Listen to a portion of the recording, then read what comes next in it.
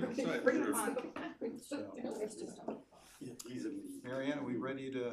We are getting ready to stream right now. Yeah, okay, so. Okay, we're streaming.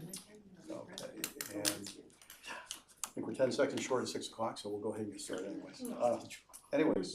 This is, welcome everybody. This is the regularly scheduled workshop meeting. Today's date is February 28th, 2022. It is 6 o'clock. And Mary Ann, would you please call the roll? Mayor Diambra? Here. Vice Mayor Stone? Here. Councilmember Brandon? Here. Councilmember Prince? Here. Councilmember Young? Here. We've got this evening's agenda. I think everybody's had a chance to look at it. Can I have a motion to approve? So moved. Second.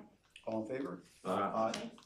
It's unanimous. The first item up is the discussion of non-resident recreation center membership fee and participation. And I believe, Greg, you're gonna handle this?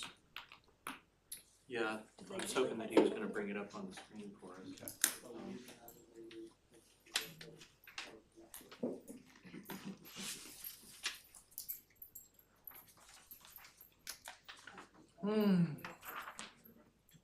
Okay.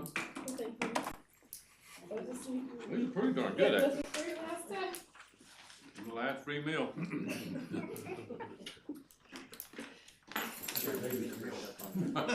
Yeah, when you're a bachelor, this is what you live on.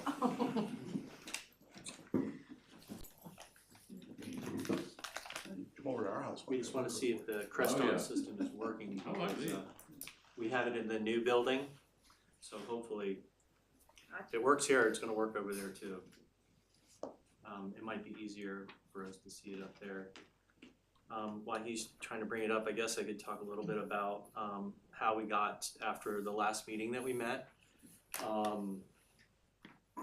There was some discussion, most of the discussion was on the non-resident, so I went back to staff and we talked it over, and and I think in the best interest of trying to keep everything very clean and concise is to just go ahead and start the non-resident pricing right out of the block and not try and work it in down the road. I think if we start it now and just go at it like gangbusters, and how we got to the pricing was that so we looked at probably a half a different other cities of our size and within our geographic area. We looked at the private sector, so if you go to the gym to work out, and so between the private sector, the cities, and clubs, like private clubs, so I had probably between Jeremy, myself, and the girls that work for me, we all kind of looked at this, and I asked for them to come back and give me what they had researched. So that's how we kind of we got to this point right here. It's changed a few times since till we got to the final product. That's kind of like what we did since the last meeting.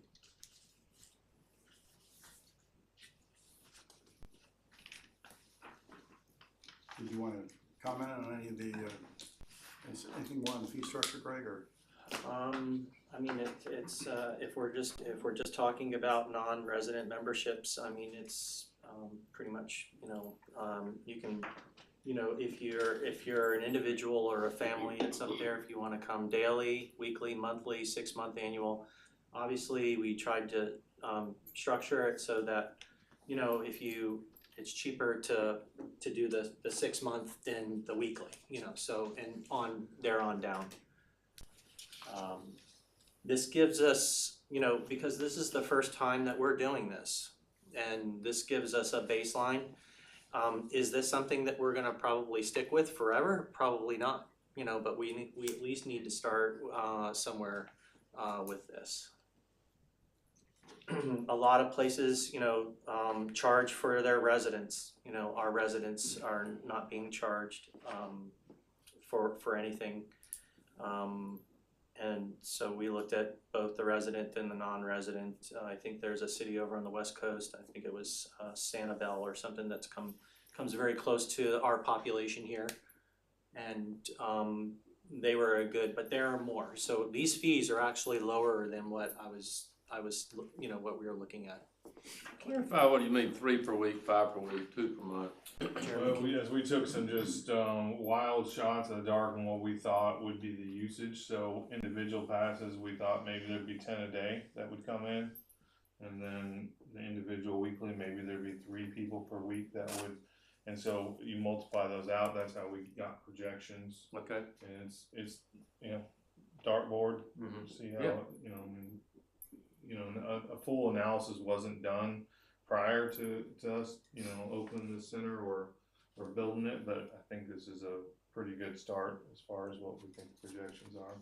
So for a non-resident, if I want to go in there, it's $5 a day. That's right. So if I wanted to go 5 days a week, that's $200 a month. Unless you did one of the other choices. Well, I know hypothetically, if I was going to do it, that's what it'd be, right? Right. Then you go for the 6 months, it's 425. So what's 6 into 425? 71. Actually, $70 and what, 75 cents versus $70.83. 83 cents. Okay. So it costs you $70 a month if you wanted to come in there basically and as an individual for 6 months.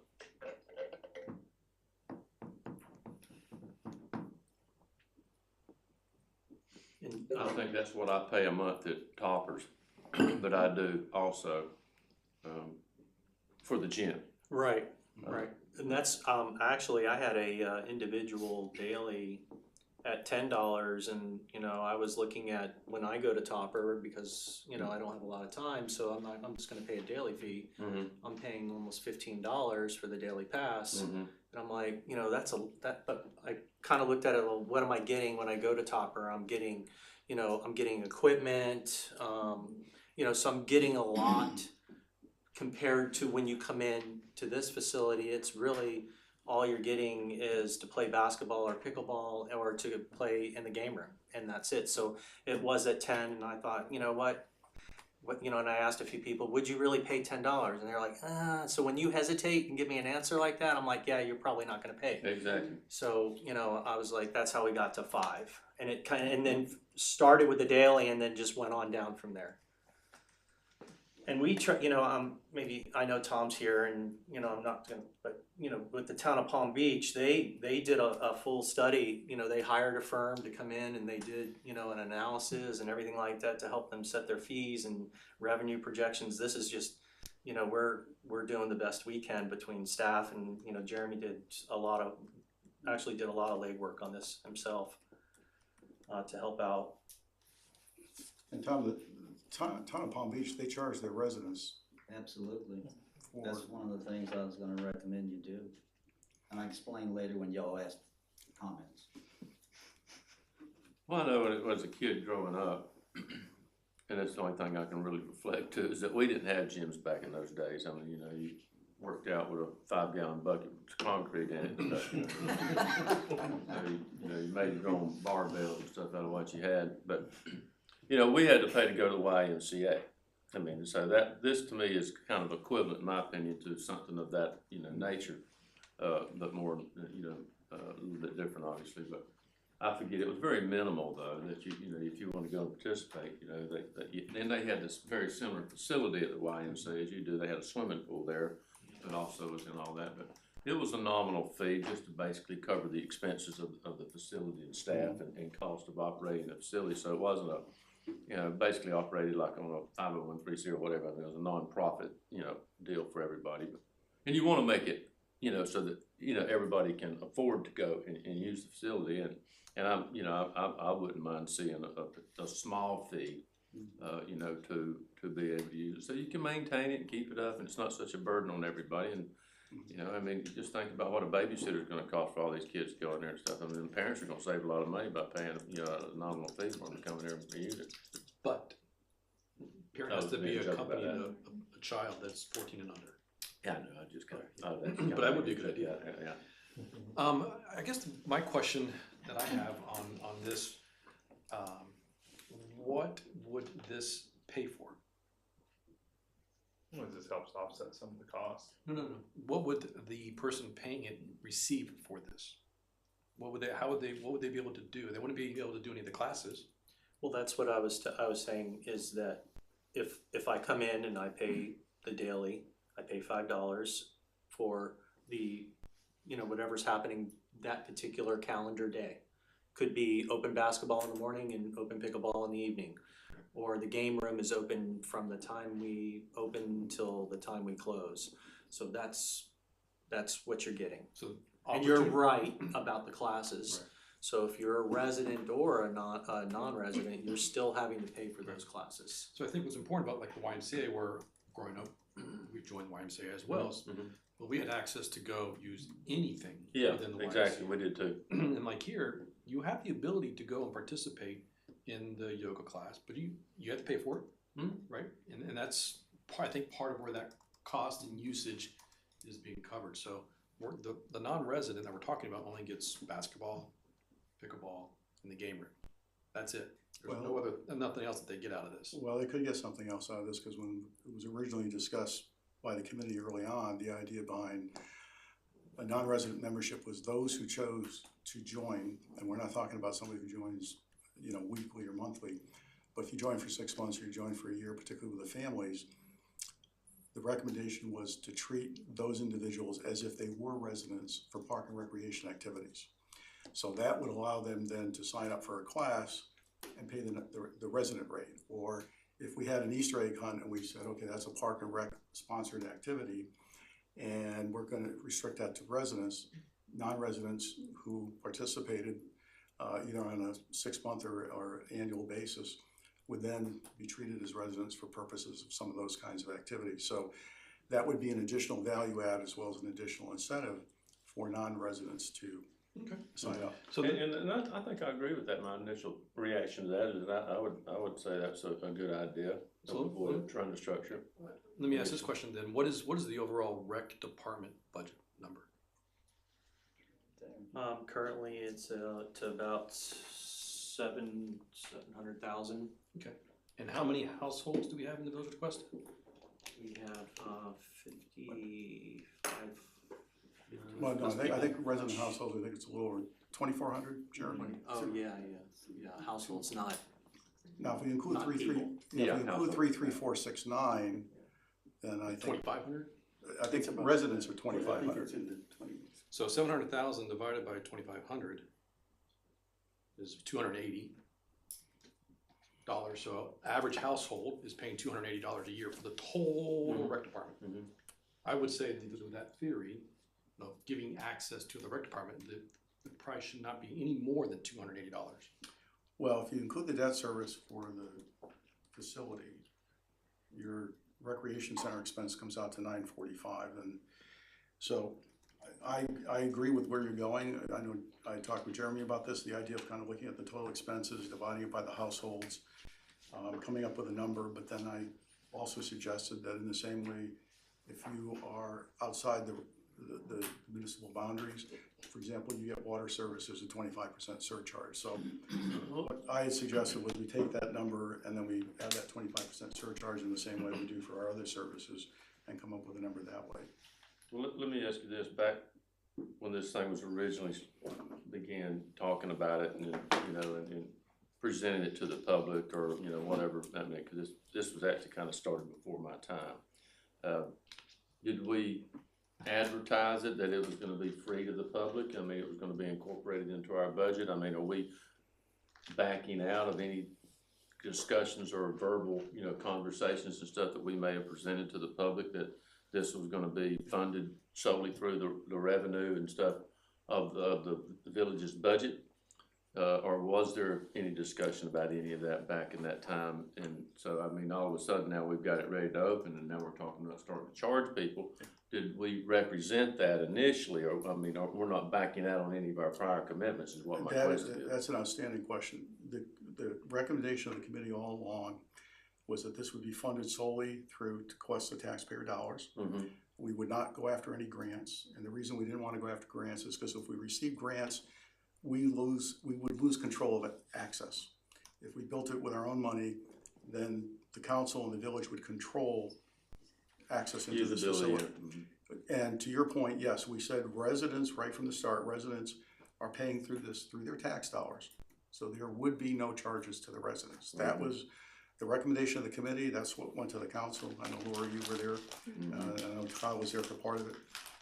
And we left it open with non-residents. I think the intent always was that, and again, you know, my concern about allowing non-residents early on was simply we didn't give ourselves the opportunity to look at the capacity utilization and make sure we had capacity. But if we're gonna go this route where we're saying we're gonna do residents, I do think the membership fee should be part of this right from the start, as Greg's recommending. And it was always the intent, I think, at that point, that there would be some kind of a membership fee for non-residents. But residents, it was always communicated that there would be no cost beyond what you're incurring in your taxes to build and to have access to this facility. With that being said, I mean, we're just having a discussion here, but it would, you know, my word is what I live by. Yeah. And if I'm gonna, you know, tell somebody something and present something I'm trying to get their vote on, if you will, or their, you know, their acceptance of the project, then I think that we have to abide by that. The residents and stuff should not have to pay if that's the way we presented it. And we should maybe, you know, the non-residents and stuff should.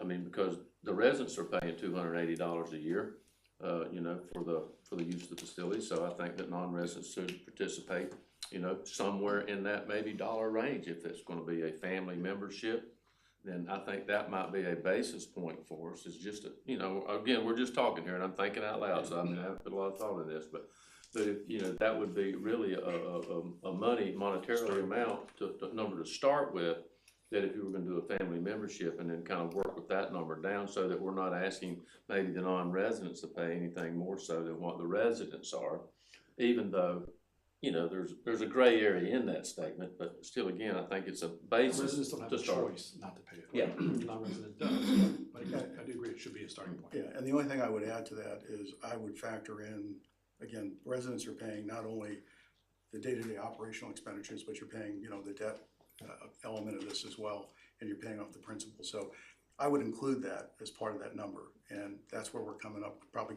something more like $400 per household. And like I said, then the question is, It's another $120 a yeah, month. so like with water, do we want to charge a surcharge, or do you just want to go with a straight number? You know, like I said, for the utility services, we are able to, and we do put a surcharge on it, but you know, the council can decide whether that's something we should or should not do. I guess I'm also having a hard time comparing this to Sanibel. I just pulled up Sanibel to Maybe it look, is Annabelle. to look to see kind of what they offer at their program and their membership. And it's 9 pages long, including Zumba, cycling zone. You know, they got a pool, they've got anything and everything that's all included in that fee. So I don't know if that would be a good, What's that about? They have a they have a rec department.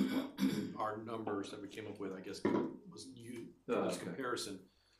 And I just have a hard time with a large amount, just access to the basketball, pickleball, and game room. Well, that's why I was saying the added value that it was, again, talked about early on. Yep, which- but that's part of that's part of the membership, and that gives them access Yeah, to the rec world. right. They, at resident rates and then resident, But I wouldn't do any Only- more than what the residents are paying. Yeah. So, a couple things, real quick. Bruce, your answer, your short answer, the only thing that was promised was residents only free. That's it. And, you know, there's a couple things, and I'm only speaking on experience here, is that, if the budget sits at 700,000 now, you know, going into next fiscal year, that could, it's obviously gonna go up. Yeah. Just on preliminary, you know, utility costs and things like that I'm getting from FP&L, you know, with no bodies in the building. You know, the cleaning of the building, the more bodies you have in the building, the more cleaning that it needs to be done. I mean, I'm not deterring, non-residents, but I've seen the way Constitution Park is used. And it's used a lot by everybody from all over the county. And that's a good thing, but it's also a bad thing. And then the other thing that I'd like for you guys to think about, and I have to put this out there, is parking. The parking lot itself really did not grow with this building. Between the 3 handicap spaces, the 2 EVs, I don't know what I'm gonna do with the staff that work in there. And then if you've been over there lately, they striped the parking lot. There's 10 compact spaces. So if you drive an SUV of some size, a vehicle of some size, you're not gonna be able to park in those spaces. So I'm very concerned, and I don't want to upset our neighbors too much either. I think the churches have been extremely grateful for allowing us to use their facilities during the construction progress.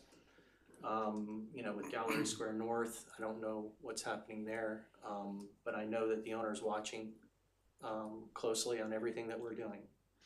So these are things that I'm witnessing out on the field every single day, and I just wanna, make sure that you guys have the information to make your decisions. That's what Jeremy and we wanna give you as much as we can to help you.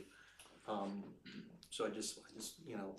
Well, that's an interesting point, about the parking and stuff. It also brings up another potential issue is liability issues. If we have a verbal agreement with the church across the street to utilize their parking lot, and then someone is parking over there and then they stumble and fall, or they get hit by a car walking across the street over there to the facility, then, we have some potential liability issues there that I think that we need to consult the city attorney about, and we need to have a written agreement about that, and what kind of liability issues and stuff that we have with children, going back and forth across the road right there. I mean, that could be huge. Aren't you guys looking at crosswalks? There is one going in. Yeah. It's just, so we have the ramp and, the parts or the push buttons were delayed until June, so they won't be in until June. But So you'll have the whole. Crosswalk. It's planned. This is, I think June that goes is the date, from, but it's. But that's up at the corner though, right? no, it's, so right out in front of the building, you Mhm. see the Okay. pathway actually comes up and meets at Seabrook right across the street from, Good Shepherd. Mm-hmm.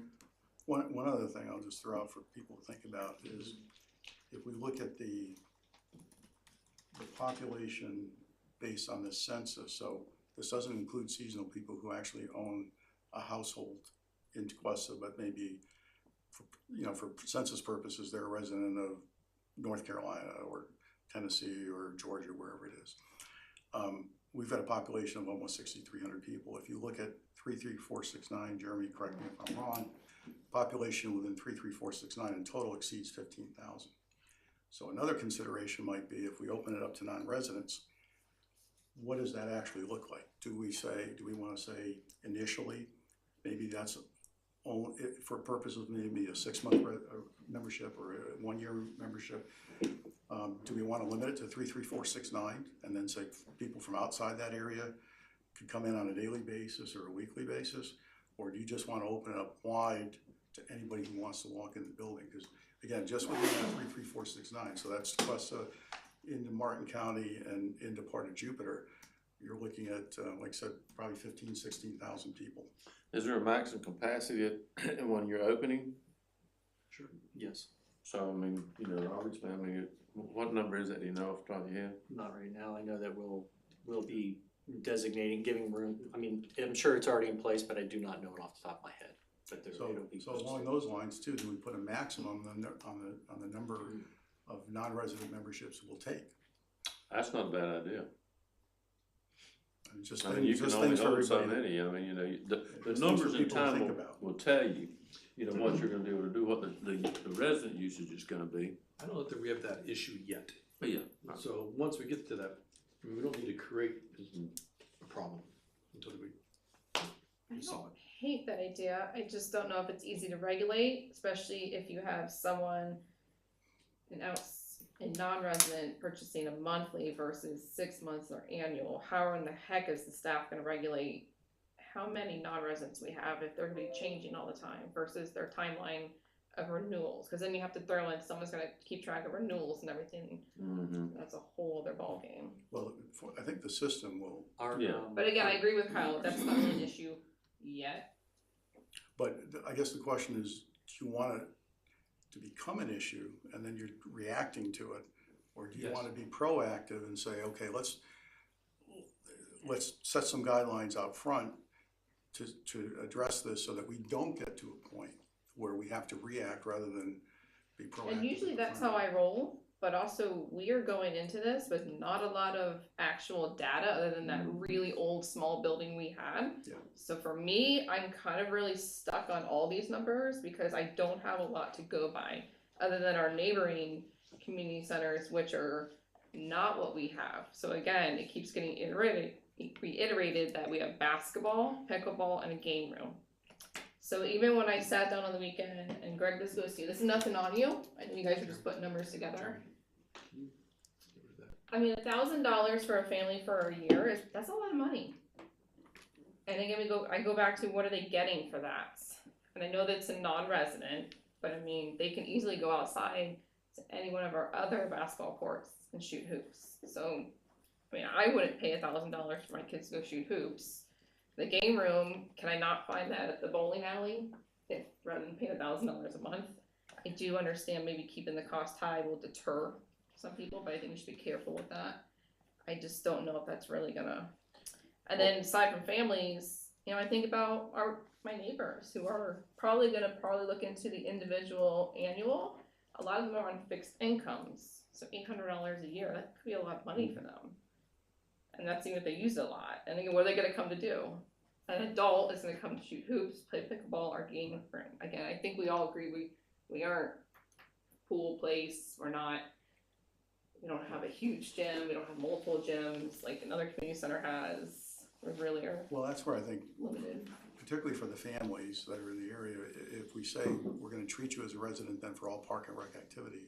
So for example, for summer camp, now you get to sign your child up for summer camp in a similar fashion to a resident because you're a member. And you're gonna pay the resident rate. So I think that, to me, that's an important value add. But I don't disagree. I think the costs on this probably, and I know Greg's done good work in researching this, they're probably a little higher than what I'd like to see. Like I said, I don't know, we say 700,000, but I'm looking at the numbers here and I'm seeing almost $1 million. And that's where I said, let's divide that by the number of households, it's $400. If you wanna add a surcharge, which I don't think is necessarily unfair, 25% like we do for water, that's $5. So now you're at $500 for an annual membership. And that would be a family. And then you can work backwards from there as far as what you wanna do with a semi-annual or a monthly or a weekly or a daily. So I kind of go back to what would encourage someone to do a monthly versus an annual? Is it going back to what you just said, locking in their spot for the year? Or is it just what they're gonna use? Because we do have seasonal residents who may only want 6 months. Seasonal. So I think understand that. I'm just that's trying what to, it is. do we actually, again, here might be a problem we don't know yet, is we have all these breakdowns, and that's a lot of work for our staff to go through all these different variations. Should we not start with something a little more simpler? Definitely do a daily, maybe do a monthly and a 6 month. I like that, just drop the weekly. I mean, you can always add it. Like Greg said, this is probably going to be changing, molding Sure. as we Yeah. figure out what is needed. I think with this, Greg, I mean, with the software program that we're bringing in, you have to initially sign people up, but once they're signed up and you know what the term is does it really add a lot of complexity at this point? Not when it's into the software. I mean, you know, the hardest part is getting the family's profiles. That's it. Then they can pick and choose from kind of a menu of what they want. But you're right. It might be, you know, it might be to simplify it a little bit easier for the consumer. Mm-hmm. You know, it's like, oh, it's easier on the eye to see 3 choices than 12. You know, so. Or, you know, even just and I'm asking you guys as a team, like if we did daily, monthly, maybe 6 months, but just see how that goes. And then if we have a lot of people that seem to be using it throughout the month, start throwing out the annually to them. Because if you do get the family annual, it comes out to like, and nobody's going to use the facility, and they may every single day. It's like comes out to like less than $3. I think I'm not doing the math right now, but I crunched a little bit, so it's like $3 something a day. Or if we did, you know, again, if we took it off the numbers here, the 400, a surcharge is 500, divide that by 365 days, you're talking about $130 a day for a family. Yeah, I'm just throwing it out there. I mean, I do kind of intrigued by the concept of, maybe not right this second, but if we were able to entice a yearly member or a yearly family annual membership being invited to our functions. But I need more data for that. I need Yeah, to know that's- yeah. what is our max capacity in the park for any of the events we do each year.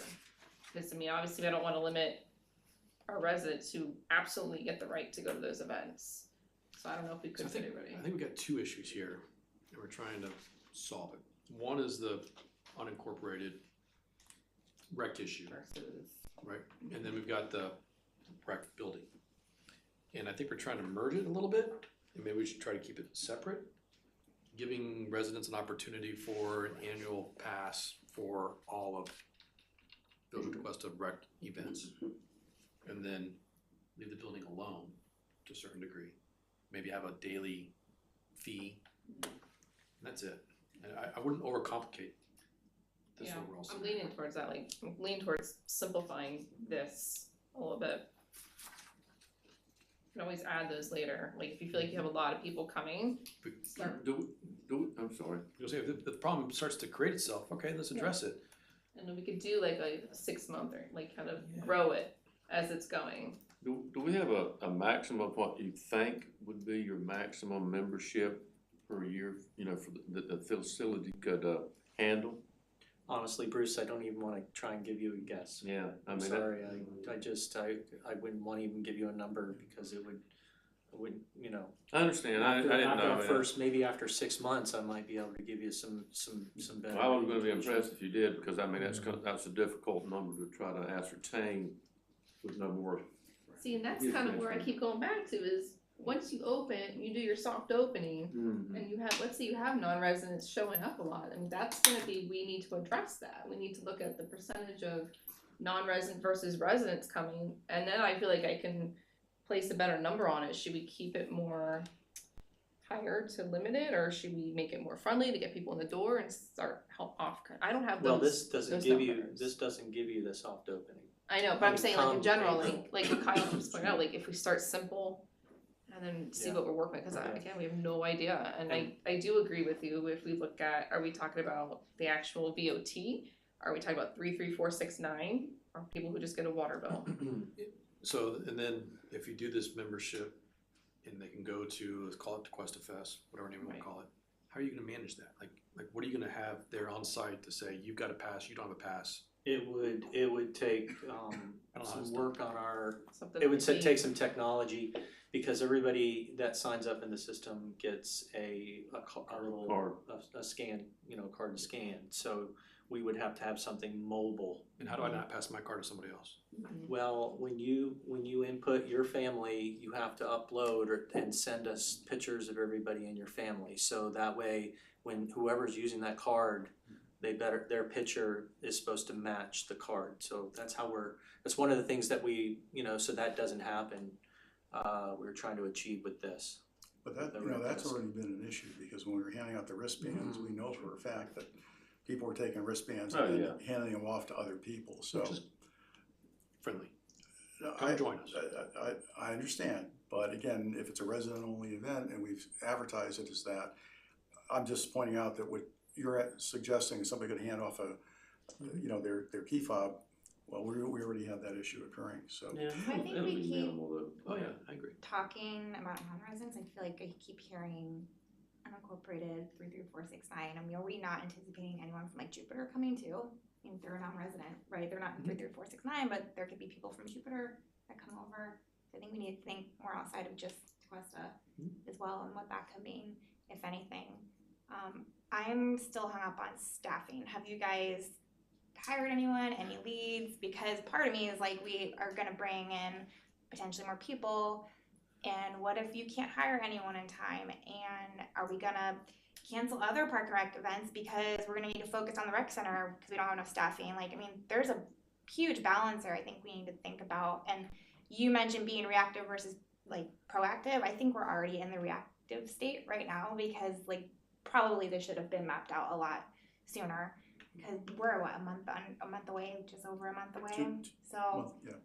I think we need to keep those in mind. Something just, and this is history that I'm wasn't here for, the debt service shown on here, that's the loan, right? Mhm. So wasn't there supposed to like an offset with the public safety building being paid off, or, Ultimately, so when does that happen? I think, was it 2023. 20, yeah, next year.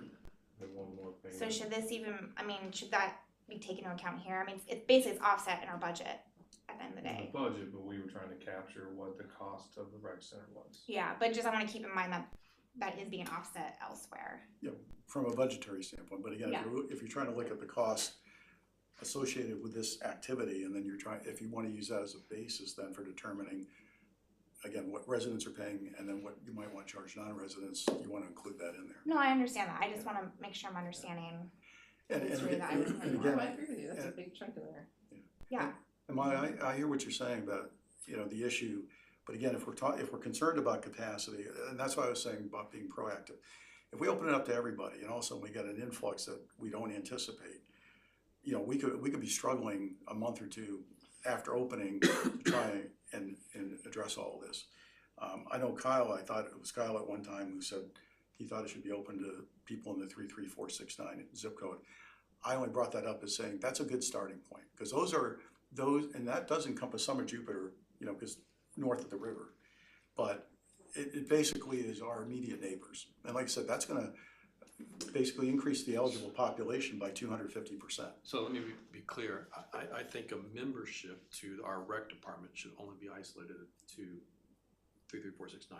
I think access to the building should be open to anybody and everybody. So you're saying on a daily basis? On a daily basis, anybody, like if I have family members coming in Yeah. from Virginia, my cousins. Oh, I don't have an issue with that. That wanna Yeah. come and participate, it's Yeah. like if neighbor, whatever. I would agree with that.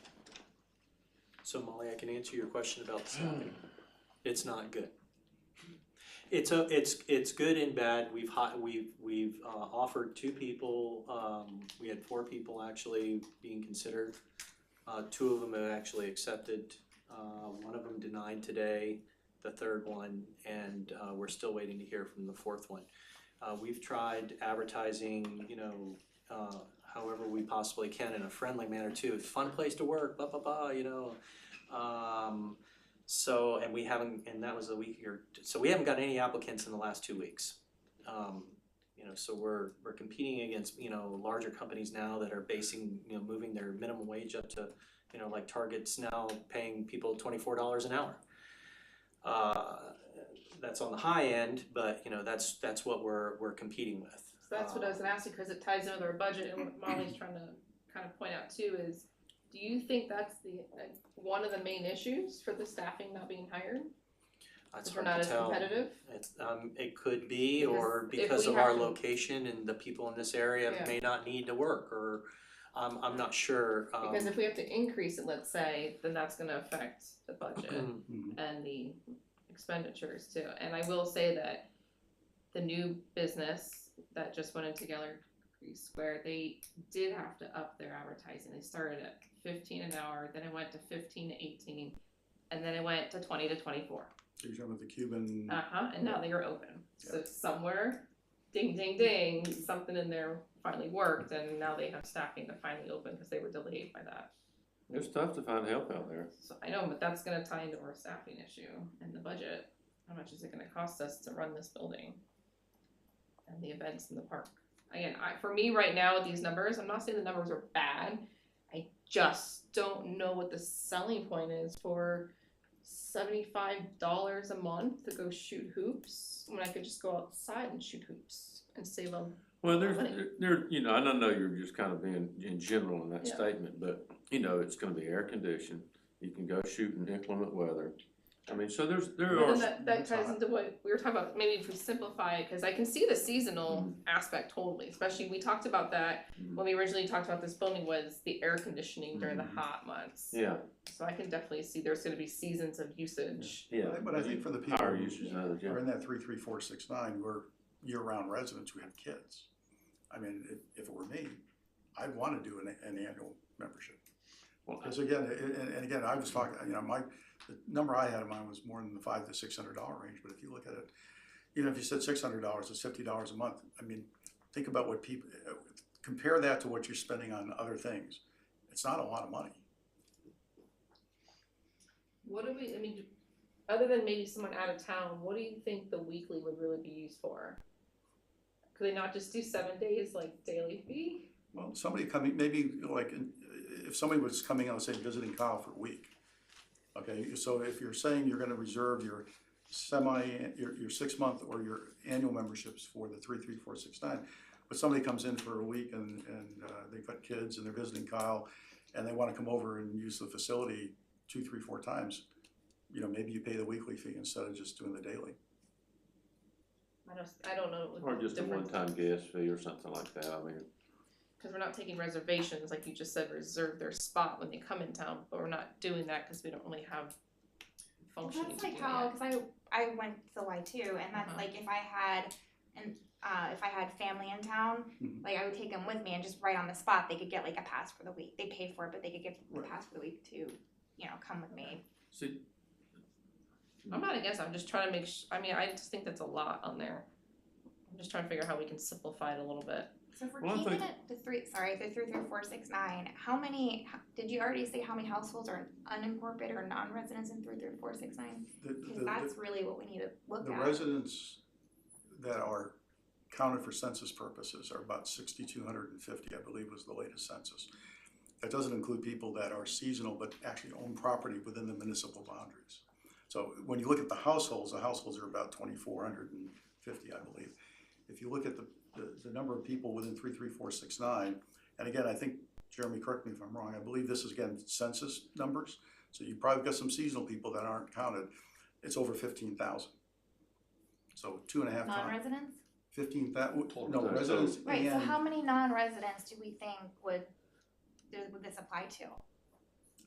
they would apply to 9 or 10,000 people. Okay. yeah, 'cause you're at 15 and we got 24, I mean, or 6, or whatever it is. 62. 62, yeah. 3, 3, 4, 6, 9 has an average of 1.9 people per household. So you're almost at 2 times that 75. So what do we actually need? You guys looking for direction on if we like those prices? Because they're obviously going to add up for some cost offset, but we don't know. So the direction I How heard many so people are far gonna take it? is you know, and you guys correct me if I'm wrong, and maybe help us get off high center, but maybe reducing, taking some of these things off like weekly and even 6 months, we'll go with a daily, a monthly, and an annual. And then we'll lower down to $500 and then work backward from there. And I mean, it sounds like that was generally what people were thinking. That'll make it, simplify it, so we can bring those fees back to you guys for actual approval at the council meeting in March. So I still like, I like having the daily, the monthly and the 6 month, and of course the annual. I mean, honestly though, with the way the system's set up, leaving the weekly in there, you know, if they wanted to as well, I mean, it's not gonna be that difficult to, once the system's in there, when they come in there, for them to look and say, okay, how long do you wanna do it for? Bam, bam, bam, you know, I mean, it's just a matter of a couple of minutes and you're I would done. agree with that, and then limit the 6 month and the annual to the 3, 3, 4, 6, 9 area code. I mean, and then I also just go back to I don't know how many non-residents we're gonna have.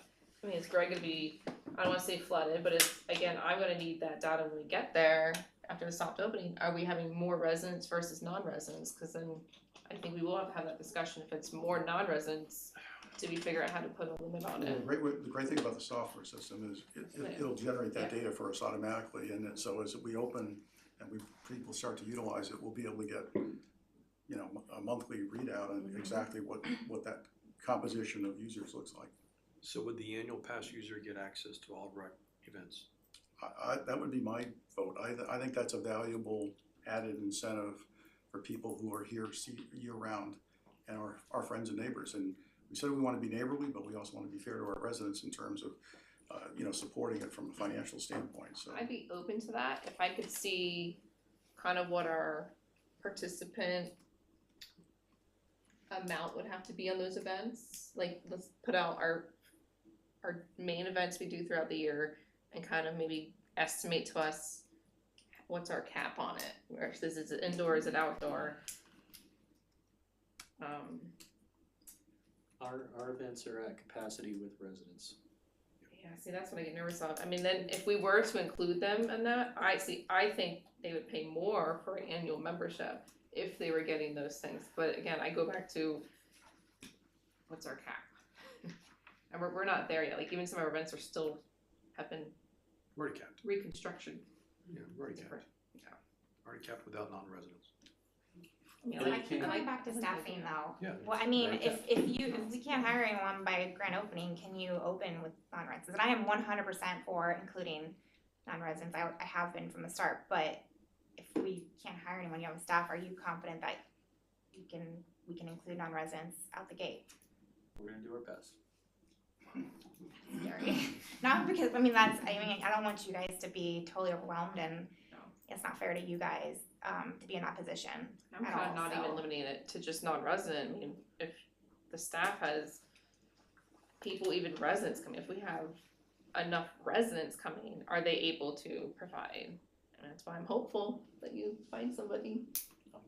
Well, they'll people will be able to register pre-opening, right? Because you'll be able to come in on the website. Based on, after this discussion, once you guys approve these, we're gonna take these numbers and put it into Rec Desk, and then we're gonna go live. Wait, hang on, just correct me, I think I heard you can do the main registration online, like I can put in my kids' names and their picture, whatever, but when I physically go for the first time, I still have to check in for the card. Yeah, we're gonna have to, we're still figuring out how we're gonna distribute those. There's still an extra step that there has to be is. done in person, There right? is, yes, Okay. yes, ma'am. It doesn't get mailed to me, or I can come pick it up at Village Hall or something We'll, on a different We're- day, we're trying or to on figure Food Truck it out. Friday, or. Okay, so we need to give them some clarity on this. So are we okay keeping daily, weekly?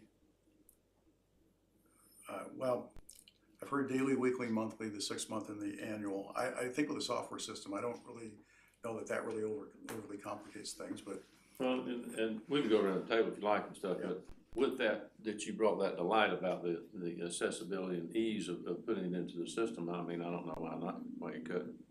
Initially, I thought that it would be good to drop some of it off, but once he explained how, going into the system, I don't think it's gonna be that difficult. Your family annual, $600, $500. What do you think, since we're going around the table, just give us a baseline to work backwards from, and then because it sounds like everybody thought it was a little high, so. Well, $600 is, $50 a month, so I mean, if you're gonna drop it down to $500, I mean, it's, it's not gonna be that big a different stuff, I mean, but you get below 50, it looks better. I mean, we're not trying to sell anybody on it, we're trying to, be fair with the It's non. not a gym or anything. Yeah, and their exactly, kids just too high. cover costs here, so it's not like we're trying to make money off of them, so I mean, I just think that we just need to come up with and I know that's what you're asking for, obviously, but an equitable number, it is what it is, but I think $50 a month, but for a family is reasonable. I don't. You don't? I You don't. think it's too much? I do. I do. I think that knowing that our residents pay for the whole rec department minus the debt is, $250, $280, and we can get that number nailed down. Oh, I'm sorry. To me, that's at the high point that a non-resident should pay for access just to play basketball, pickleball in the game room. So we're comfortable with the $280 being what they're paying per year for resident members, is that, Can you pull up page 5 of the agenda? What was that all about? is it $280? I think it's a ballpark that I would just say whatever that number is, It was households page 5 divided by the and total 4. budget is gonna give us a certain number. Oh, man. So you're saying, Kyle, then to keep it relatively the same amount as a resident would pay for well, And if they're only getting access to the rec center, they're not getting access to any of the events, I would say half that. Oh, I got you. So they don't get any events and stuff for that. They don't. But So, like so with I the would current, say our current the residents are military, paying more So than that. if you because have we're a house also that's covering the valued at cost of the 400,000, you multiply it times that, that's what you're paying to cover the recreation services. That's only $10 a month. so we're at 235 per household. We're not For a talking, family. now. yeah, we're not talking that they're getting lots of access to. But not including the You debt, can't not, pay your not staff, though, including the buddy, debt to service. even process that. I'm not following. That's not much. I mean, just the time that it takes from the, I don't know, I mean, that's. If you look at the cost, including the debt dirt service, cheap, you're at but $945. Should be dirt cheap. So it's basically $400 per household. Is that what it is? Approximately, including the debt service. Yeah, I wouldn't include the debt service, it's a cap, I mean, it's an asset. It is, but again, our taxpayers have underwritten that cost and we're paying for it. And I think it's not unreasonable to say we should include that as part of the cost. And if we wanna say $400 a month and not do a surcharge, again, you're only talking about $33 a month, or $400 a year. You're talking about $33 a month. I think in this area, I don't think that's a lot of money to ask people to pay. Again, I would vote Just for what the are they getting? I would vote for the surcharge and go with 500, but Yours is 5. Bruce, what was you were 5, you were 5, or what? Well, I mean, Kyle actually brings up an interesting point, you know, I hate to agree with him and stuff, It's your last time, yeah, it's okay. but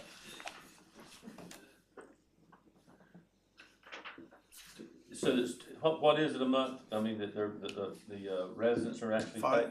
they're paying $30. $400 per household That includes the debt service, Yes. obviously, and the cost. and the cost of operating the facility. $3 a month. 33? That's for the total department. Yeah. And so the non-residents wouldn't have the ability to access all the different events and stuff, only use the basketball, pickleball, and the game room. So I think it should be less than that, I think that it. You're at 400. Mm-hmm. Where are you at? Just so we can try to get to. Affordability. We got 3 other agenda items tonight. Yeah. I would like to see it lower, only because I'd rather get people $15 a in the month. door. Yeah, but again, you talked earlier about the capacity issue and you get too many Good. people in the I door. get Well, then we that. can But control that. my main thing is, I'm gonna need Greg to give us information from that system on I know. residents versus non-residents. Honestly, if we had this discussion, I'm not saying we shouldn't have now, but when we have it, looking at that data, I can point blank tell you yes or no. I understand, Well, but you're gonna have That to, doesn't exist. but you have to make a judgment now and We can Do you- always, you can always change it. do you think $33 a month is really too much for a non-resident to pay for family access? $33 a month. 33 is fine. Okay, so that's That's what you're 400 currently paying for the total rec. That's department. 400 a year. That's better than 1,000. Molly, your thoughts? I would say 40 or under, just because we're not, if that includes access to other Yeah, we're not events. talking about access. Oh, No. so then, it's, We're to just me, talking- it's steep. I mean, I would love to get the money and the revenue, but it seems steep for, there's not a lot of services being provided in the rec center, so. Well, one thing. I'm 120. One thing you 120 could do, total, $10 a month. Wow. I mean, one thing you know, you you spend that much on lunch I sometimes. know. You We're spend government. that in coffee. We're government. We're No. not. We're not here to profit off of a rec I department. think we don't can think do so more either. events and profit off events. And Well, that's we another need- subject that we should talk Yeah. about. Well, we do have costs and our residents are paying a certain amount of money and I do think it's fair. And $10 a month covers that cost for what they're using. Well, okay, I'm gonna disagree with you on that. Now, the one thing we could do, Molly, to your point, is maybe we don't treat somebody as, they don't get access to every single rec event, but we could say if you have a membership, you will pay the resident cost for summer camp and classes and activities I think it's within a separate subject. We should take it offline. within the rec center only. So that would give you the benefit, we treat you as a resident for rec center activities only. I don't have a problem with that idea, but I think for the meeting today, we should just focus on non-resident access to the building.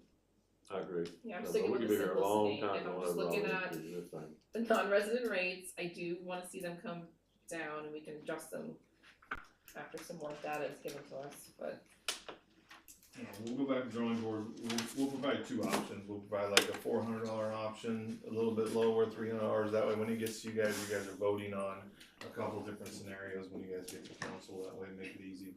If that What works. about staffing? What if we get close to We will be able to April staff and- the facility, even if I have to be over there working it, we'll be fine. I'll volunteer, so. I will work the facility. Oh, I've worked so two you're not recs gonna- today. Yeah, I'd go up there and volunteer. upping the hourly rate won't be, Yeah. Well, it's very hard, cause we have CWA members that make $15 an hour, and this rate is 16 to 18 for part-timers, so we start getting into $20 to $25 an hour, we're gonna have issues. So, Y'all get to that much, I'm not coming here full time. Now, are we, and we're good Is this with, a we're CWA good with, position? that's part-time. Part-time, got it. part-time We're position. good with the 6-month and annual membership being 33469, and the other memberships can be from anywhere. I would say only I would stay away from that. For this access to the building, pure process. Resident, non-resident. Yeah, I wouldn't get into the membership. Makes it easy on our staff, we're not gonna get into the checking zip codes and all that, I mean, we will check zip codes, but. Do we have any resident comments? Not yet. I know Mr. Bradford's gonna want to speak. Anything else from the council? Okay, Mr. Bradford. The first thing I want to say is thank you to Jeremy and Greg for preparing this, because it's a major improvement based on what I've seen provided to y'all in the past. But nevertheless, I still don't think it's enough. You are continuing to make decisions or attempting to make decisions in a vacuum, and there are certain aspects of the vacuum that you are not going to be able to control at all, okay? There are only 2 experts in the room in recreation. It's Jeremy and Greg. The rest of us are, what do you want to call us? Amateurs. Residents. Yeah, residents, okay, but you need to rely on them, but you're letting them off the hook if you tell them that the residents have to pay zip, okay? You are making a serious mistake if you think from Jupiter to Boca Raton that the town of Palm Beach is the only community that charges residents a fee for all of the programs, because I don't think I've ever seen a single one that does, period. My premise about how you approach this is that the residents are on the hook for debt service. Why are they on the hook? Because it is a social service that is beneficial to society and the village as a whole. And y'all don't have to go into that, you can figure out what those are, okay? All right, so debt service, but in this case, debt service is inflated. Molly hit the nail right on the head. I'm gonna fake the numbers because I don't know them exactly what they were, but I think the current debt is 300,000, this is 430, the delta's 130. If you're gonna make recreation be on the hook, it should be 130, but I don't think you should do it at all. So in my scenario, and the way the town and everybody I surveyed for 22 years did it was, you start out with debt services borne by the residents. Now, you minimize the operational costs that go to the residents by virtue of what you charge for admission for both residents and non-residents. And today, as you sit here, you do not know what Jupiter, the Gardens, Palm Beach, North, you don't know what they're charging anybody. That is the vacuum that you can answer. The vacuum that you can't answer today is called demand management.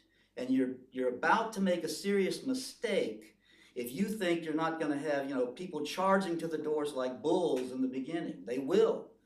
You should start out very slowly. For example, I'm just faking this to make a point. Month number 1, only a daily or a weekly pass, nothing else until you get to the end and he tells you, okay, folks, we can have some more come in. Otherwise, you're going to have your residents telling, you're having me paying these fees and I can't get in. They are primo uno number 1, the residents, but they're going to be unhappy if you don't think of it as a funnel. You just let a little bit through, and as he can see that it's going to work, you let more in. So you could start with the weekly and the daily. If that's fine, add the 6 month. If that's fine, then go to the annual, whatever you want to do. But you open the door, you're going to regret it because he's going to be swamped and he may not have staff. The other thing is, the average rate in Palm Beach County for what does the resident bear versus what the non-resident bears, the average is the non-resident pays 1.30 more than the resident. 30%. 30% more. The range though is somewhere like from 0.25 to 0.50, but it's based on the last time I did one was 2017. The average of all of those in the county was 30% higher. Okay, so I'm just urging you, take me and a few of these others in the room today. we're not gonna show up every day to your building. And yet you want us to pay debt service and operational costs and never use it? And people who have big bucks, they're not gonna put their big toe in that building. They think it's beneath them. They have marinas and country clubs and golf courses, they're not gonna use it, okay? So keep all of this in mind, but please tell these guys, bring back more data. You need to know what Jupiter this is the market. So we do know what Jupiter charges. Where is it? Jupiter Why does- isn't it here on the spreadsheet for y'all to We've been contemplate? given that. Jupiter doesn't charge anything. They don't charge anything. They're free. Anybody, resident, non-resident, can go use Jupiter's facilities. Okay, is that the way it is in the gardens? Cause that's not the way it used to Palm be. Beach Gardens, to use it for like a resident, I think it's like $3 a day. A non-resident's $7. Well, what does the non-resident pay if they take the gardens photography class? Same thing that a non-resident would pay to take the photography class at Tequesta. Tom, We're charging for that. We're charging for the photography class for residents and non-residents. Yeah, but why don't you charge the non-resident more? We are. we do. Okay. So we're doing that for all of the classes and all of the programming. Residents will pay a fee, non-residents will pay a fee. The instructors set those rates. The instructors set those So you're rates. just talking about letting them come into the building for That is free? it. Well, that's different, okay, but see, this needs, So the that's what quality we're of talking the about. data needs to be a lot deeper and a lot more thorough, so the residents can see what you're talking about as well. I didn't know that. Yeah, so that's the only thing we're talking about is access to open gym and access to open game room. That is it. Okay. So, Yeah, but I do have a problem though with one of the things, and, you know, I don't want to come across as being argumentative or anything, but, you know, if we told the residents when this thing became, you know, a presentation that it was not gonna be a fee for the residents, I still have a problem with charging. If you tell somebody something and you present it to that, and you sold the idea of spending this money and we're gonna put it in there and then all the residents having to pay for it, regardless of whether they use it or not. And the people that don't use it, like you described about, they don't really care about the extra $280 a year, and it's not a big deal. We got to stick by our word. I mean, Yeah, The only thing the residents have to pay is a we can't lose class. faith. Yeah. The residents can't lose faith in what we tell them when we're presenting something to them. If we He's- start doing that, then we've broken the whole structure. Bruce is absolutely correct. Your promise is your word and you have to do it, okay? I buy that. Mhm. But these numbers that they're throwing out at you, they're gonna result in a tax increase. Do you understand that? I mean, are they making it clear to you that that's what's gonna happen? Well, Just the I'm- debt service alone could be a tax increase. Well, you know, I thought about that as well, but, you know, we've got some additional revenue coming in what, 23 and in 24, that we should be able to, Don't think it, we have it. excuse me? Excuse me, are you talking about the developments? I'm talking about He's sea talking about glass sea glass. for one. You know, that's gonna bring in what, $750,000 a year additional revenue? Pretty close to that, 700. Yeah, 700,000 revenue, so, and we'll have a little bit more coming on. You've got the one out there on US 1 that's under construction now. I'd say they'll be online and paying taxes in 24 easily, if not possibly by the end, in the beginning, first or second quarter of 23. Probably later than that. Excuse me? Probably later. Well, yeah, because there's a year lag on it. Okay, well, But anyway, that's coming. we do have some additional revenue and our overhead certainly shouldn't go up so much to where we're gonna need all of that. We realistically, in my opinion, based on the projections, should have some excess cash for a change. And, so that, I think that's forthcoming for sure. I mean, that's not, it's a given it's gonna come. The exact dates and stuff, obviously, I can't say, but there's additional revenues gonna, go ahead. Just to add to that point, when you talk about not adding, to the expenditures on this building, for me personally, I always think on the forefront, yeah, we have some things coming our way, but until they are actually done and coming in, I don't rely on those things 100%, because I've seen those things not follow through, they fall apart, or they don't hit their deadlines, and then we are left hanging, expecting something. I agree, but we've got a balanced budget. No, I know, and then we have, as Jeremy's actually pointed out, we have CWA coming up, and so like, we have so many other things other than just this building, so for me, it kind of just goes back to, we're talking about, we added a basketball court, pickleball court, and a game room, we didn't add the Taj Mahal, like, that's why I keep going back to just, let's just keep it simple. 1 for our staff, 2 for figure out so we get some more data, because I still get stuck on the do we even have non-residents wanting to come?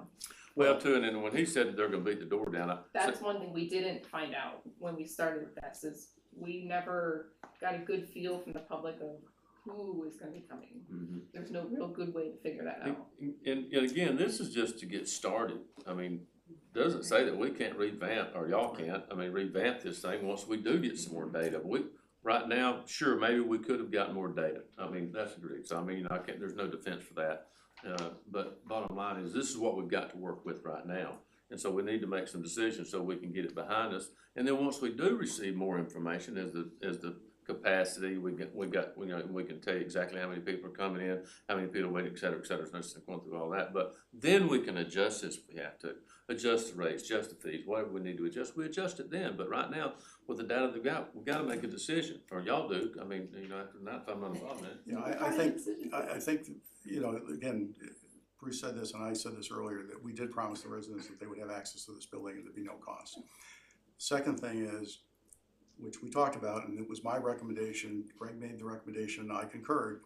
We talked about a soft opening, which I was voted down on, where I said, let's do residents only. In order to get the building open and evaluate the capacity utilization with our residents. Because if we were that building was being fully utilized by our residents only, that, to your point, that would change the dynamics of how do we handle the non-residents, but that was turned down. So if we're gonna turn that down and we're gonna have residents coming into the building, then I think the membership thing is appropriate. But I do agree with Tom. I think you're gonna be surprised at how many non-residents are going to want to come in and use this facility. So when we talk about costs, I'm all in favor of being a good neighbor, but again, I think the cost to a non-resident should be reflective of the cost to a resident. I don't think To the resident for just that facility or for the total rec department? for that facility. So it'd be less than what the resident is paying for the total rec department. But the number we're looking at for the facility cost is $945, so that comes out to about $400 per household. So That's not facility, that's the total department. is that the total department, Jeremy? I thought that was the Total facility. department plus debt service, and I agree with Tom, debt service shouldn't be on there. Well, see, I disagree with that. I think debt service is part of it, it's part of the cost of the resident, and I don't think it's unfair to say to a non-resident, you're using this facility, we invested the capital, you help pay for it. And I don't think $400 is an unreasonable number. We're talking about $33 a month. If people go out for dinner with their family once a month, they're gonna spend more than $33. And I think they're getting a great value. And as to Molly's point, okay, if our resident activities like the Easter egg hunt, all those other things are filled to capacity, okay, so we don't initially start out offering that to them at this cost, but maybe, as I said, we say, for purposes of the building only, we'll treat you like residents. So you can come in and you can get the resident rate on a class instead of the non-resident rate if you join as a member. So. Well, I agree on the $33 a month. Go ahead. I just wanna clarify, cause you did bring up the soft opening and that we voted to open it to everybody. We Yes. didn't vote it to open it to everybody, we just wanted to include youth. And they have to be with a Tequesta resident. That's Well, true, if it's- that's true, and you're that's- right, it was a partial. I know, and Yeah. again, that's Yes. gonna help, Good point. I'm really gonna rely to Greg to give us some data so we can figure out Exactly. some legit answers, but I But- think more affordable rates are definitely in favor. Yeah, we're kind of throwing a dart at the dartboard with blindfold on right now. But I don't think you want the rate so low that you get flooded, and I do think you're gonna find, and Greg, I don't know if you wanna speak to this, and Jeremy can Jeremy got exited the room. But I think you're gonna find a lot of non-residents are gonna wanna come and use this facility. Proof's in the pudding, I guess. Yep. But wait a minute, so this wouldn't even be able to start then, because if a child comes in with a Tequesta resident during the soft opening, they can't get a membership just yet. I don't think they're doing soft opening. We're not doing a soft opening now, we're opening it to residents and non-residents. Non-residents will come in either with a membership fee, or they can do a daily or a weekly or monthly. How are, But you're right, they will have, but somebody underage is still gonna have to come in with a parent, because there's you've got a waiver of liability that has to be completed. That's gonna be signed off on the parent or legal guardian, so there are still some issues that have to be addressed there. how are we advertising the opening date? So, We how's everybody gonna know when it opens? Yeah, We've got plenty of We've got plenty of text, the mass text message, the mass email, the Facebook, the website. Are you anticipating a big influx of people, I mean, trying to get the doors open up? Yes, You are? yes. Now, what are you basing that off of? 20 years of experience. I know, but how And many I'm there, facilities have you I'm opened there up? every single day, and I see people driving by, looking. They want to get in there. People want to get in there, but you know, we're gonna have a honeymoon phase. Everybody's gonna be busting the door down. We expect that. But once that honeymoon kind of starts to wear off, you know, things might kind of normalize. Well, that's normal, Yeah. I Yeah. agree. So, and hopefully by the time it normalized, we could take a look at where we are with resident, like you're asking, resident, non-resident usage and, you know, the fees. So you guys can give us those 3 different options you just mentioned a little bit ago? I mean, And unless we could, there's and then are they gonna be laid out with the totals like we have here, in the different columns, the different options? Yeah. So I can see. So Very when's our, what was the grand opening, like the 8th and the 9th? Yes. Or do we have another Eighth is workshop like the before ribbon then? cutting, and then the 9th is the. We could do it, well, we could do it at the next council meeting. And the 9th is only a few hours, right? That would be next week. It's not a No, whole, April. are Council meetings we, next week. Oh, we could do it, we could take this up at the council meeting next week on Thursday. not enough time to turn everything around, cause otherwise we don't have, do we have, when's our next workshop, is it, Not till the, Before. yeah, the beginning of April. we have one more workshop before? We'd have to have a special workshop then if we, Yeah, but Right. if we, We need to if get we, approval for fees. We need to get So something, next council meeting, next week we have to decide. yes, I think so. we're gonna need to get something decided on though, cause like Jeremy said earlier, we've got some more stuff on the agenda. I mean, this almost could dominate the whole thing tonight, like realistically the way it's going. We've gotta come to some decisions here. I think that everybody's kind of very thoroughly expressed their opinions. I think we need to kind of formulate some hard numbers that we're gonna go with and let's decide on it and move on to the next agenda item. My Well, I think suggestion. what Jeremy proposes, coming back with a couple of proposals, Okay. one based on the 400 a year, one maybe a little bit lower, and then letting the council make a final vote on it at the next council meeting. Is that an accurate statement? Yep. Okay. You need me to come back and give you the film. All right, any other conversation on this topic? All right, let's close this one and let's move on to number 2, which is the discussion of the revised Village of Tequesta investment policy. Thank you. And you is, Good luck. oh, there he is. Okay, hey, you, how you doing? Fine, thanks. Sorry to hear that we're losing you. Yeah, likewise. Couldn't believe it when I heard it. I said, Lord have mercy, I'll bet you. Did you send me the presentation for that, or do you have it? It was part of the Agenda. agenda. All If you pull it up, Yep. it's just a one pager. Oh.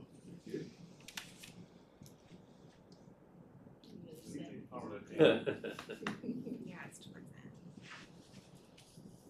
Yeah, slightly before that, a few pages before that. For that one too? Yeah, starting with the 2 before that. Right there, the first, yeah, perfect, thanks. Mayor, Vice Mayor, basically, the state statute governs how municipalities must invest idle funds.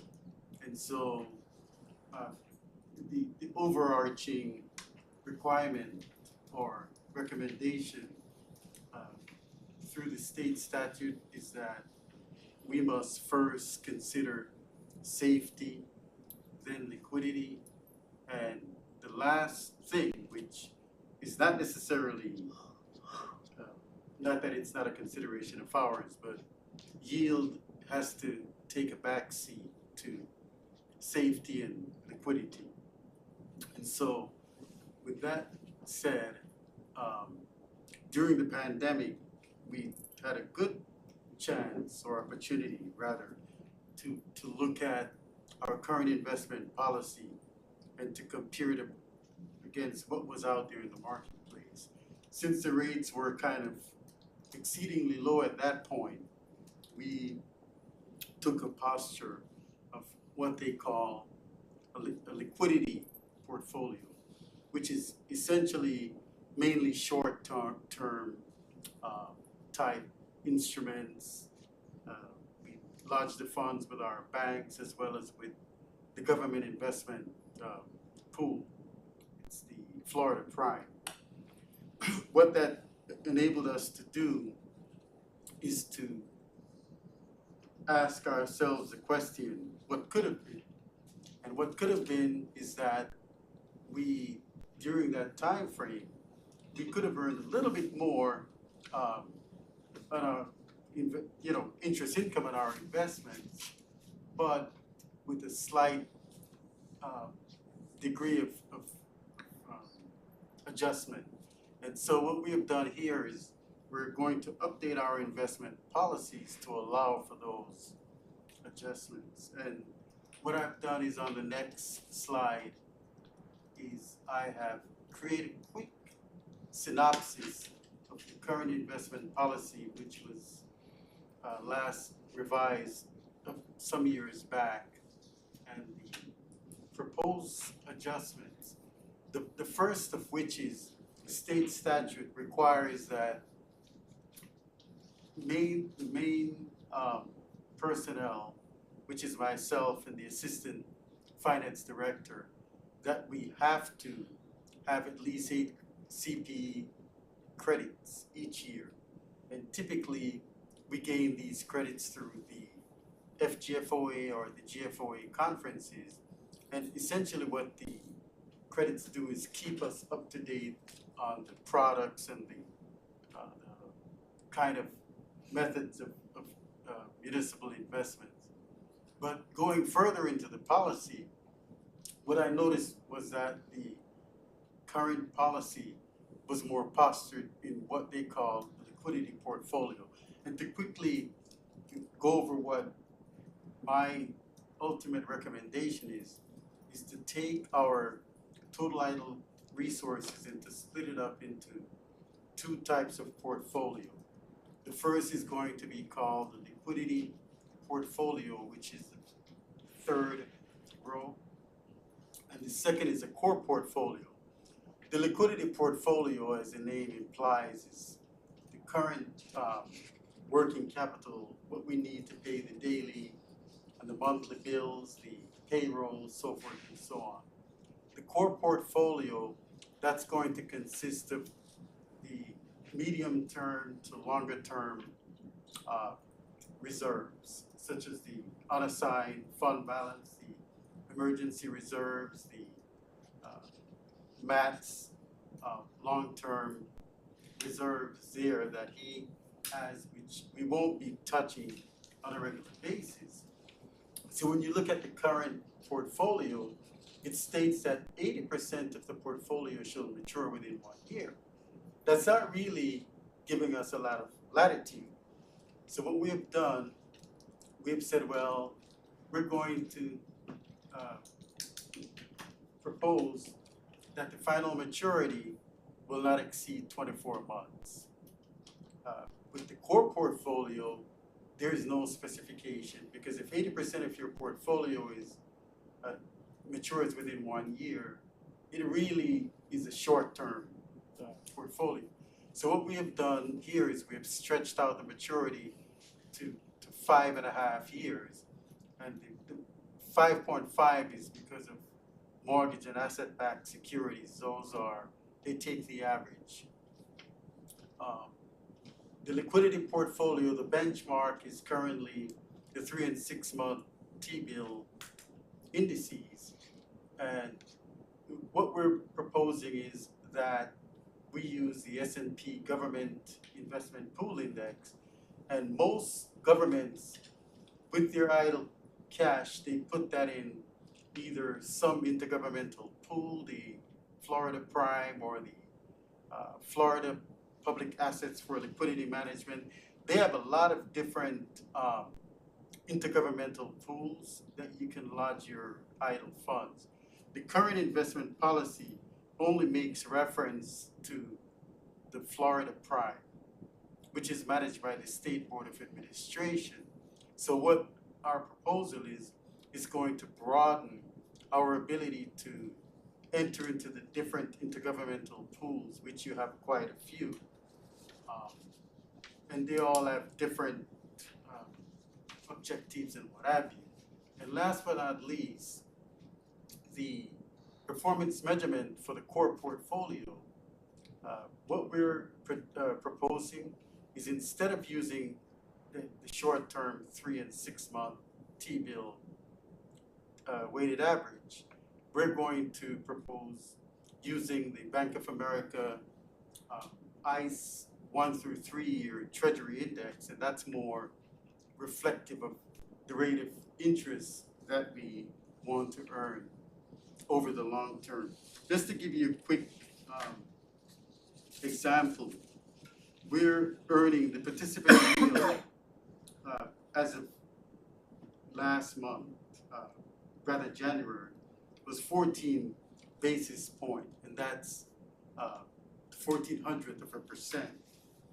If we were to stretch that out into just simply a 1 month T-bill, we're earning we're earning twice that amount. If we stretch it out into a 1 year T-bill, we're earning almost close to 7 times what the Florida Prime is paying now. The banks, as most of us know, are not paying anything. They're paying 10 basis points, which is abysmally low. So what our goal is to kind of diversify the investments and enable the village to earn a higher rate of investment while still meeting the objectives of safety, liquidity, and yield. What we've done here is we've kind of shown graphically what the authorized investments would be, and these are taken from the GFOA model investment policies, and it's primarily government and government-sponsored enterprises, high-grade corporates, and basically things that are very safe, and what it will do is will enable us to meet our objectives that I've just mentioned.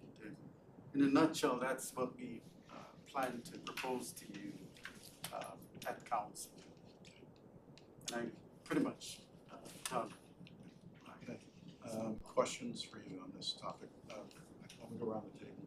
Cal, you want to start? So, back down. There you go. Let me all the way down to the next page. I see in the corporate notes, there's no minimum rating requirement. Yeah, that we have to update. It's probably gonna be high grade, AAA, AA. It's gonna be up there in rating. We will update that. Are you regulated to have a certain rating and stuff for the municipality can, yeah? It's recommended that we only stay within the higher grade, AA, AAA ratings for corporates, because those are, they're a little bit more volatile. For instance, the State Board of Administration, they invest in a lot of commercial paper, but they're, the backing on those papers, they're A1, P1, they're high grade. Some of them are a little bit lower, but they have a little bit greater bandwidth in terms of suffering losses and recovering from losses. Yeah. Yeah, we don't have that kind of, so we kind of try and stay in the safe zone.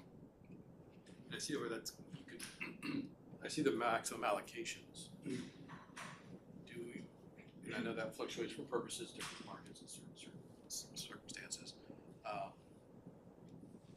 What is the current allocation or recommendation? Yeah, the current allocation is 80% maturity within 1 year. But if we were to make this adjustment. Oh, the current allocation, we have 13 million in the SBA, Florida Prime, and we're carrying 13 million in our depository. We don't yet have a custodian on board, and so that will, after we propose a policy to you and it's approved, we have to engage a custodian as well as, bring some broker dealers, you know, that way we can move forward. Kyle, anything else?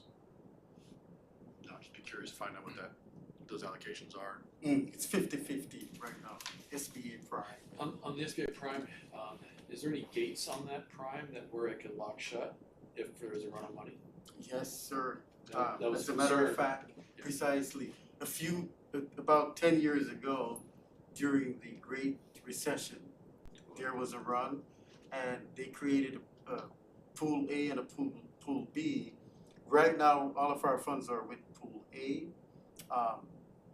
Matter of fact, that's why we shifted some of the funds during the height of the pandemic.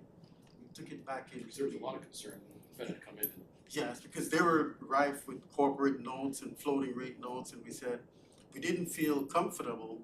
We didn't know how the pandemic was going to turn out. As the pandemic started to taper off, we shifted more of the funds back to the SBA to earn a higher rate of interest. However, we want to participate a little bit more in the 1 to 3 year space, which just doing that alone will almost increase our interest income 7-8-fold. If we say we'll be able to bring in a good amount of investment earnings. so with lower interest rates, people are being forced to take a little bit more risk. And this is basically, we're taking a little bit more risk to just get a little bit more yield, but it's still a very high quality scenario, so. Molly? Questions? Lori? Thank you, Hugh. Thanks. That's very, very thorough. Yeah. A couple of questions for you. It mentions a duration of 3 years. Is that a duration that combines both the core and the liquidity funds together? Are you looking at the two of them together? to Yeah, combine that it would be duration? combined. We're going to, the new policy, I'm going to present to the manager quarterly what the composition of the portfolio, the earnings and all of that. And then on an annual basis, he and I will present to you the entire shebang. But I'm required to present to him quarterly. Yeah, all of what's going on. When you look at current economic environment, unfortunately, with inflation, even multiplying our earnings 7-8 times, we're still losing purchasing power on those dollars. Are we limited strictly to the basically fixed income securities? Precisely. Okay, we don't have any opportunity to look outside of that for these particular funds. No equities, So even, like if you look at some partnerships out there, midstream type companies that are generating 8-9% returns, and volatility on those is relatively low, but there's no ability to look at any of that. none. Pension trust, they have a significant, as both of you already know by sitting on the, Right. they're more into the equity space, real estate, and we are kind of constrained to fixed income because of the Tax. Section 218 Yeah, kind state of ties law. our hands. Yeah. That was my only question. All right. Everybody good with this? I'm extremely good with it. Okay, all right. Thank you very much. Yeah, likewise. Thanks.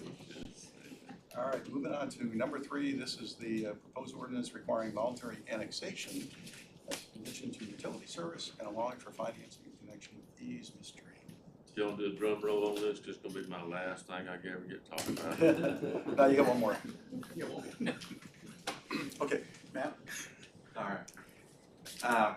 So another light topic for the evening. This, what's so funny? So this draft ordinance is being brought to you for discussion. It has two components to it that are separate and distinct. The first of which is adding a section 74-83 to the village code, which would allow for potential customers to finance their connection fees in order to connect onto the system. So it's something that we get asked periodically. potential customers wanna get off their well, they wanna connect on, is there a means to do so? And so this draft ordinance change would allow that, should it be approved, would allow that to happen. It's currently proposed at up to 5 years or 6 months at a rate of 5%, and that would be recorded against the property and billed on their monthly water bill. I think it's a great idea. Why 5%? It was kind of a moderate, a reasonable rate of return for the village while not being overly punitive to or prohibitive to customers that want to join on using this. It basically offsets administration fees and stuff for doing all that, all right? So, but there's nothing hard or set in stone on it. That was just the reasoning. And The only thing I'm thinking about is just tied to something as interest rates move and change. You can talk to CPI or. That it's just whatever the current something You can always do 1% over prime or 2% over prime, whatever the case may be. Right. versus 5. I mean, rather than just stay straight. Minimum 5 Yeah. or percent of prime. Yeah. I mean, it's Well, would nothing you, that would really. you I mean, adjust that on an annual basis as rates change? That does I mean, what increase is the average connection? administrative. I just wanna make sure we got, if rates go higher than 5. Huh? That's my question. Yeah. So it's essentially, currently, we're extending financing, so we're using unused capital to extend this financing too. So, one way to look at it is comparing it to what else are we making for it, which kind of ties back to so it's substantially more than, but that could. There used to be CDs greater than 5%, and so Yep. that's all I'm saying is if rates happen to go, don't be tied to the 5% of this policy, then we have the ability to get higher than, because we can make more money with them in that scenario. That's it. Yep. I just don't wanna say tied to a fixed number. So what would this run an average household? So the average household, I should have had that, I'm sorry. So I was growing up, we Just never round did numbers, achieve okay. connection. Ballpark, it's in the $40-50 a month range if someone wanted to finance. So about $3,000. Correct. And do you have any kind of percentage of how many people in the area are actually even on a well still? Aside from a sprinkler, but for house usage? There are, it's a pretty small number that are immediately, have a water main immediately available. There's a few streets in unincorporated Martin County that don't have water mains extended to them. So they would actually have to have a pipe run down their street in order to serve them. So this is it's a pretty small number. And that's, I kinda asked because I know in here it very much talks about annexation on those. So that's the next part. Okay, Yep. so we got there. It's just, is that even? I have just, before we move on to that, on the connection fee, would this apply to, like new developments too, new projects, or just for existing? No, this is specific, residential?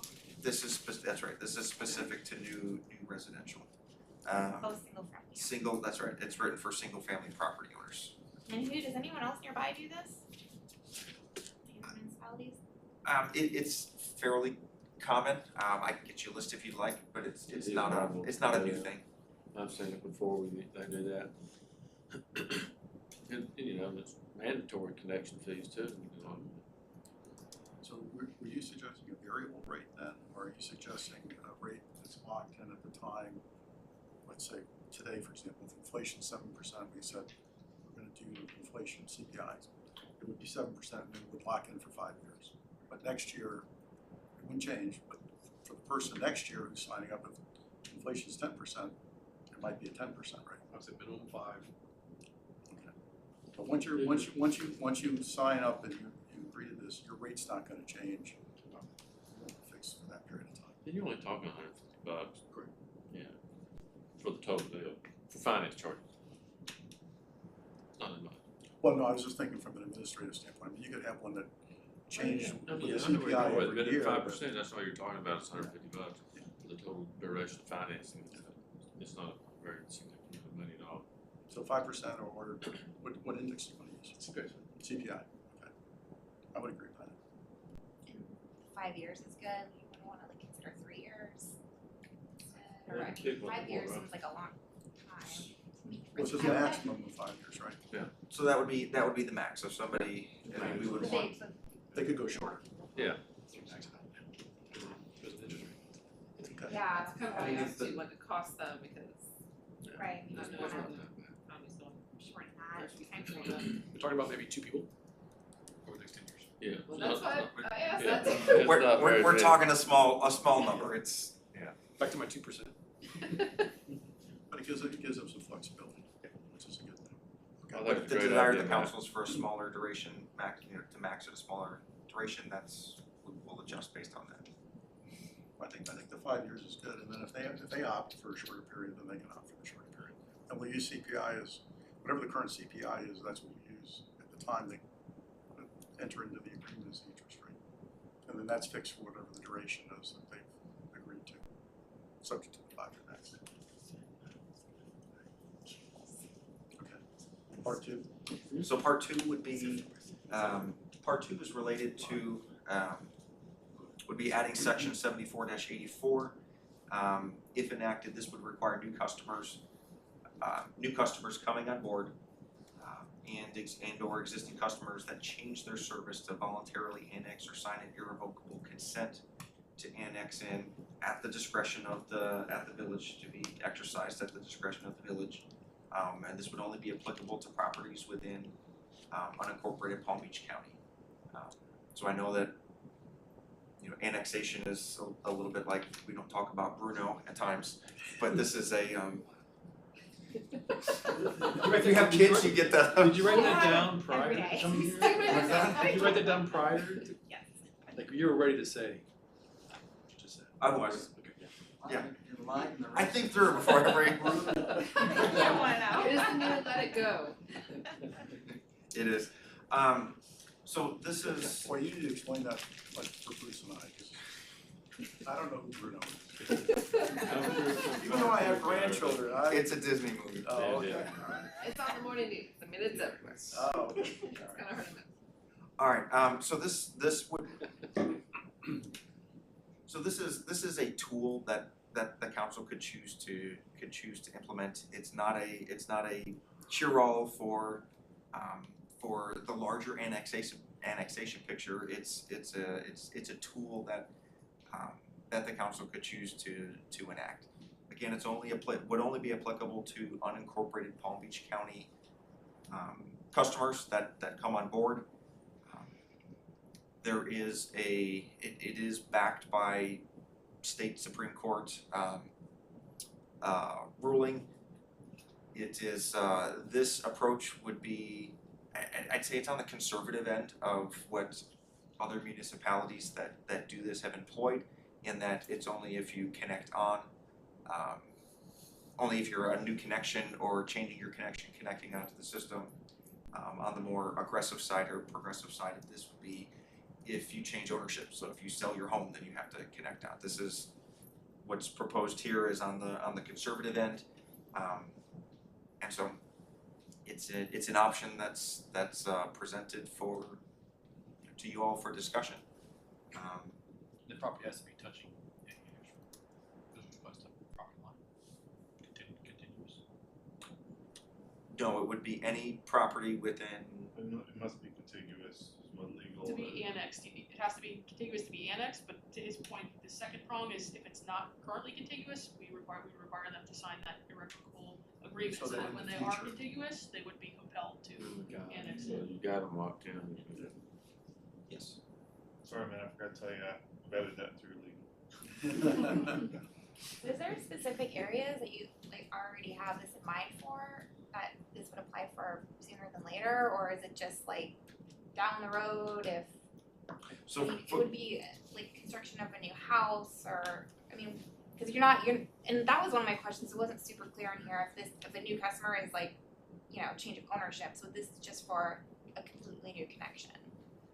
Or So- upgrading a connection? yeah, so the way that it's written in the draft that's in front of you would be only if it's a new connection or you're changing the connection that you have. So there was a redevelopment, the house was torn down, they built a larger home and increased service size from a 3/4 inch to a 1 inch.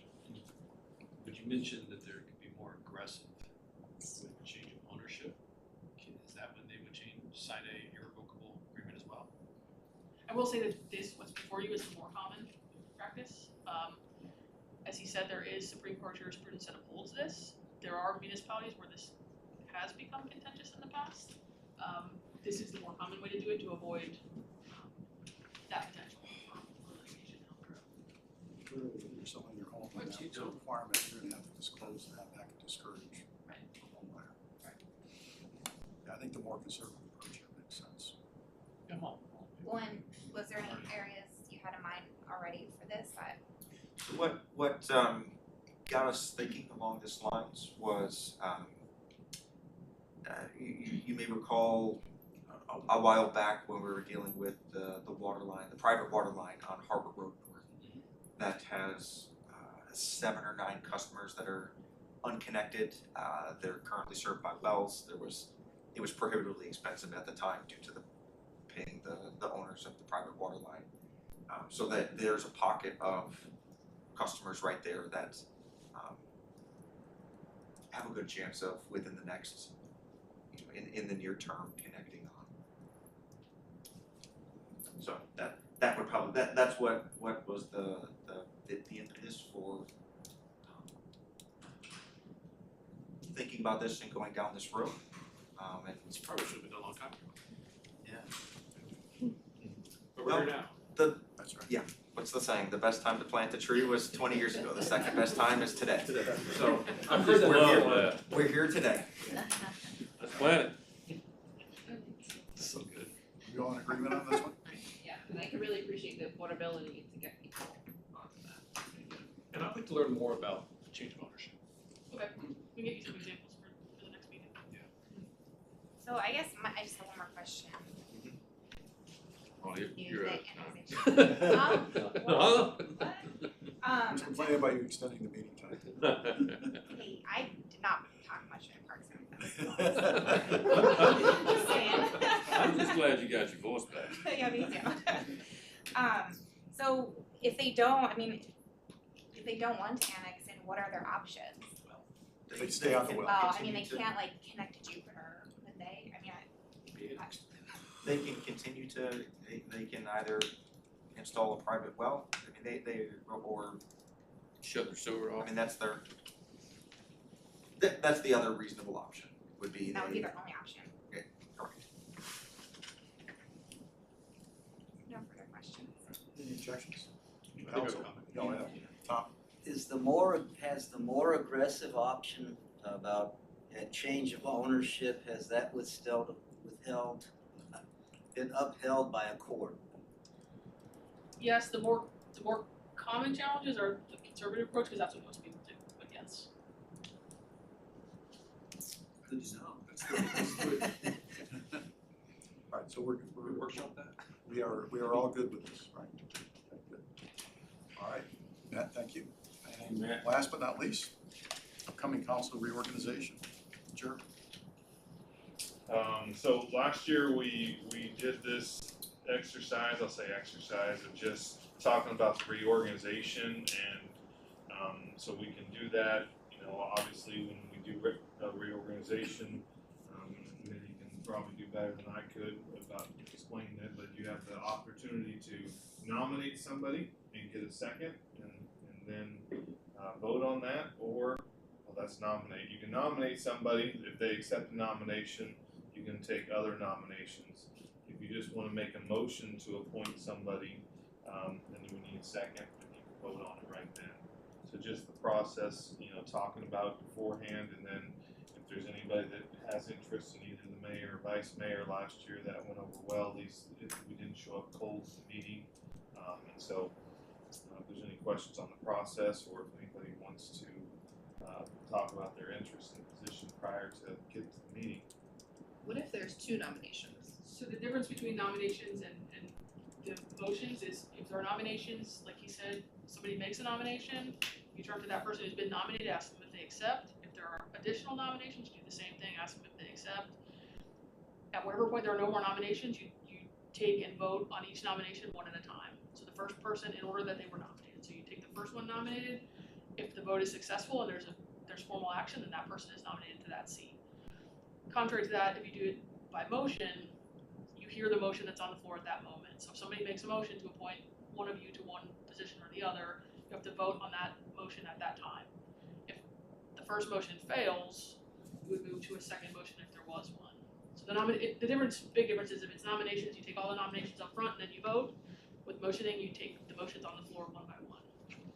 And one thing, you appoint your mayor first and then your vice mayor second. Is the only thing that wasn't mentioned historically.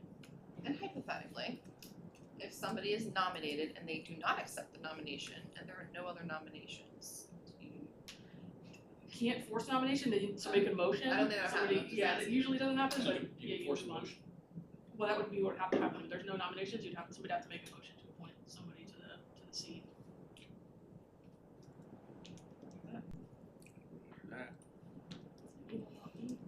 I know.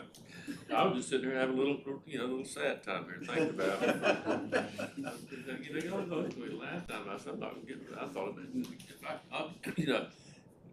If I could have just done like a year, maybe I would have done it. Like 2 years, then y'all gonna have to go back out and re-elect or something. You'll be missed. Well, does anybody have any preference when your current mayor, what you have? I'm happy to continue if the council wishes for me to do so, so. Do you have any desire to be any particular position? I would, if I was nominated, I would accept it for mayor or vice mayor. And I wanted to ask you if you would be interested in bumping up or staying vice mayor. I would serve it. And that said, my personal thoughts regarding feedback I get from the public is I do think that this village and the people could benefit from a change of leadership, try something a little bit different. And that's what I say.